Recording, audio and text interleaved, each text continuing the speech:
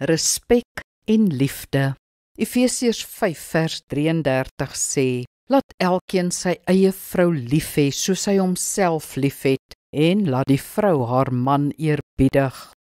Die skrif se boodskap aan mans en vroue is breedweg dat mans hulle vroue moet lief hê en dat vroue hulle mans moet respekteer. Wat dit betref, moet ons die hiërargiese kultuur van hulle tyd raak sien, dat vroue aan mans onderdanig is, en dis ewe waar dat alle mense liefde en respek benodig. Hierdie onderskeiding druk egter ook 'n diep waarheid uit, wat mans en vroue moet hoor. Kom ons begin by respek. Respek bevestig mans in hulle man wees. Respek maak mans sterk, vervuld en in staat om lief te hê. Disrespek verneder en ontman mans en lei net tot onttrekking en verbittering.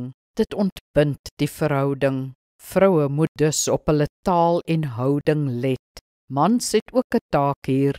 Hulle moet respek opeis deur hulle gedrag en leierskap. Soms wil vroue net hê mans moet soos mans optree. Wees so 'n man. Kom ons bid saam. Hemelse Vader, help my om my man en sy behoeftes te verstaan. Help my om respekvol te bly, al is ek kwaad. Amen. Die Here seën jou.